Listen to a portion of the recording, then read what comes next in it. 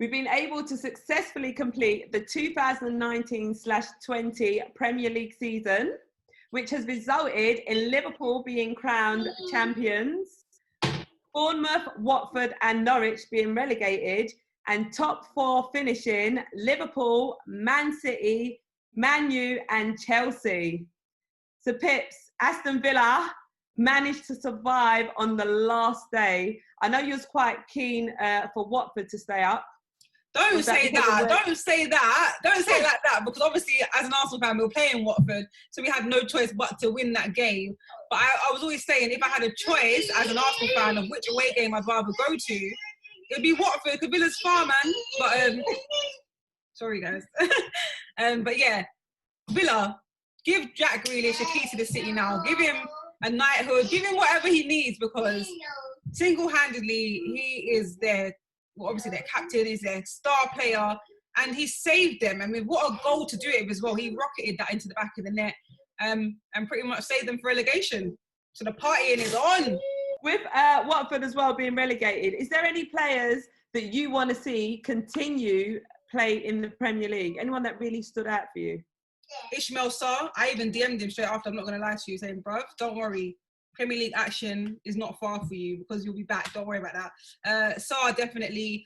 I reckon Doucouré.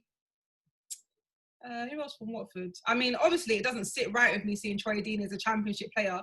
I know a lot of people will say, yeah, that's where he belongs, but it just feels weird. So, but the top two for me will be Sarr and Doucouré. I'm a massive fan of Sarr as well. I mean, he's got so much pace. Yeah. What else is it about him that stands out for you? He's just an all-round quality player. His positioning's well, he's strong, he's physical, and he's just a player that you would want in your team. Is he someone that you would like to see in Arsenal, perhaps? Yeah, probably. Do you know what? I reckon he could fit into that system quite well. It's not someone that I've actually considered before. I considered Doucouré, because obviously in those areas, Arsenal need that strong defensive mid, or, you know, that kind of player in the midfield. So I've always said Doucouré, but do you know what? I wouldn't mind a Sarr at Arsenal. I'll take him. We're also waiting for Aubameyang to sign the contract. I mean, there's been no progress on there as far as we know. If he decided not to sign, do you think Troy Deeney's a player that you'd like to see perhaps fill that role, or is that an insult? Hey, no, you're being serious. You want to replace don't get me wrong, I love Deeney, that's my guy, yeah. But you want us to replace our number 14, yeah? Clearly he wouldn't get the number 14 shirt anyway, but with Troy Deeney. I'm not saying that, I'm asking. You didn't want, you want to see Troy Deeney still play in the Premier League, because playing in the Championship don't sit well with you. So why is he in Arsenal? No, he could go West Ham. He could go, like, do you know what I mean? He could go, I think he would be good at West Ham. I'm just trying to get your views, Pips. No. That one is wild, Charlene. You're trying to, that one is wild. So Leeds and West Brom have been promoted to the Premier League as well. What's your views on those two clubs? With Leeds, I'm happy for them. Obviously, we've had a couple of players that have played for them on loan. And I'm happy to see them come up. I feel like they deserve it. They've come close before. It'll be good to see them in the league. Don't know if I'll be going to that away day, because that is a myth. But yeah, I'm happy for them. West Brom, on the other hand, I would have preferred Brentford. Obviously, they got a chance to play in the playoffs to get up, but I would have preferred Brentford to come up. But it was all kicking off, you know, points-wise, the last few days of that season. It was tight, but Brentford let it slip last minute, and then West Brom got the win, and they went up. But you know what? If it was up to me, I'll choose Brentford. But hopefully, we'll see them next season too. And Champions League qualification. I don't care. Go on. Unfortunately, Arsenal didn't make it, but we have got... Not even close. Liverpool, Man City, Man U and Chelsea. So, I mean, Frank Lampard, his first season with Chelsea. Sorry, can I just say, I have to throw this in there. My friend, a female who doesn't watch football at all, knows absolutely nothing about football, yeah, messaged me today on WhatsApp and was like, oh, Phil, I saw a meme that said that Arsenal finished 8th, the lowest they've ever finished in 25 years. She goes, is that true? Like, did they really finish 8th? And I was like, yeah. She goes, what? Arsenal finished 8th? And that's someone that knows nothing about football. She's saying that's a bit mad. Arsenal finished 8th. Oh, it's crazy. Take into consideration everything that's happened throughout the season, is it still an acceptable finish? No, it's not. I don't care about everything that's happened here and beyond. Other clubs have gone through things as well. Like Chelsea's got a new manager. I don't care about all of that. It's not an acceptable finish at all. What do you want to see changing next season to try and get into top 6? Top 6? No, we need to change everything to get into top 4. We need to get back to a competing side. It's going to be hard because all the teams around us have really strengthened. Liverpool has strengthened crazily. Man City have been strong for seasons now. Chelsea, they're bringing in Timo Werner. They've got that other, they're strengthening up as well. That front three next season for Chelsea is going to be absolute myth. United, do you know what I mean? They're thereabouts. Leicester are strong. Every other team around us is strengthening in places. We're trying to keep on to players. We're trying to keep on to Aubameyang. We're not really strengthening. So it's going to be hard for us to even compete again next year. It'll be interesting to see who Arteta brings in the summer, but we need a serious rebuild. And what are the main areas that you want to see rebuild, strengthen? Obviously, we say this all the time, defensively, midfield, and of course, we don't know what our forward options are going to be next season, if we're going to be left with just Eddie and Pepe and Saka and those on the wings and stuff, or Reece Nelson, because we don't know if Aubameyang's staying and we don't know if Lacazette's staying. There's been so many rumours, so it'll be interesting to see what kind of squad we'll have next season.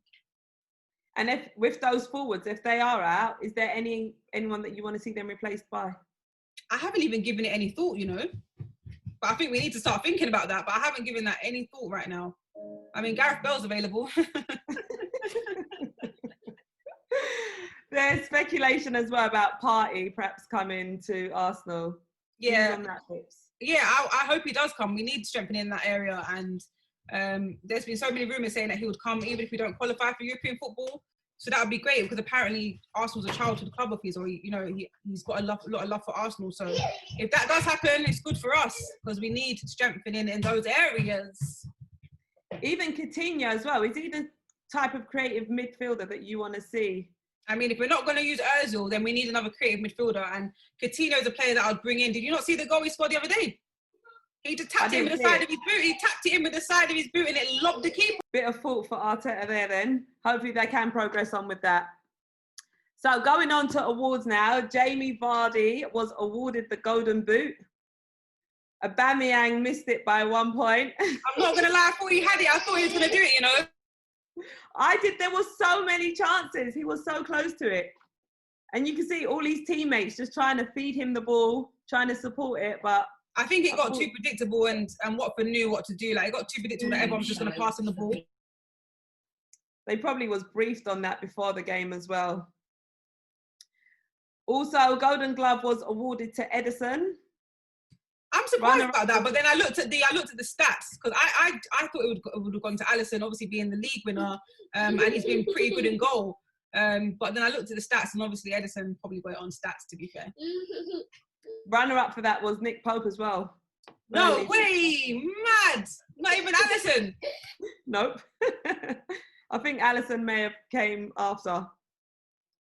So David Silva has served 10 years at Man City, 309 appearances, 60 goals.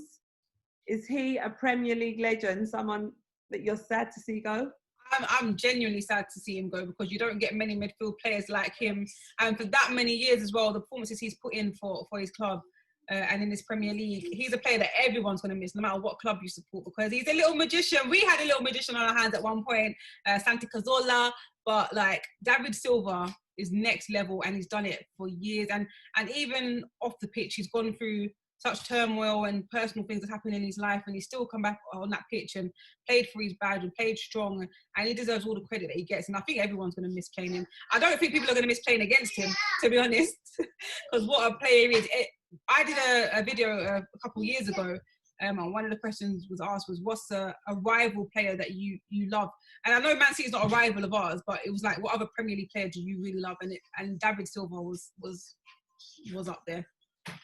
He seems like such a humble guy as well, sort of low key, and all he's talking is just done on the pitch. So Big congratulations to him. Kevin De Bruyne getting Playmaker of the Year. Was that one to be expected?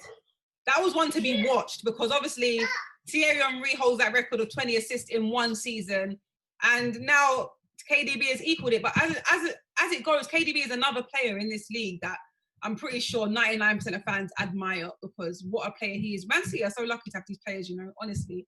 And he's equal Thierry Henry's legendary tally of 20 assists in one season. That just goes to show what type of player he is. Yeah, man, he's quality. So congratulations to him. Everyone's out here winning things except for us, boy. Don't let us down on Saturday, guys. But everyone's out here winning things, individual awards, the leagues, everything, man. You need to pattern up. Hopefully we can get that cup on Saturday and be up there winning and celebrating something as well. Yeah, hopefully.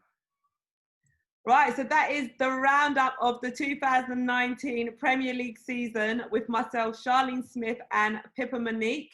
Let us know in the comments down below your thoughts, your views, and anything else to celebrate during this season. You know what I really, really want to ask everyone that's watching this, who has been your player of the season throughout this whole league? And I kind of want to ask it in a way, is who's been the underrated player? Because I know there's going to be certain names that everyone will pick, you know, the likes of maybe David Silva or, you know, Sadio Mane or those players that are, you know, doing bits at the top of the league. But I want to know who's been your underrated player of the season. We've been able to successfully complete the 2019/20 Premier League season, which has seen Bournemouth, Watford and Norwich relegated, and top 4 places finishing with Liverpool, Man City, Man U and Chelsea.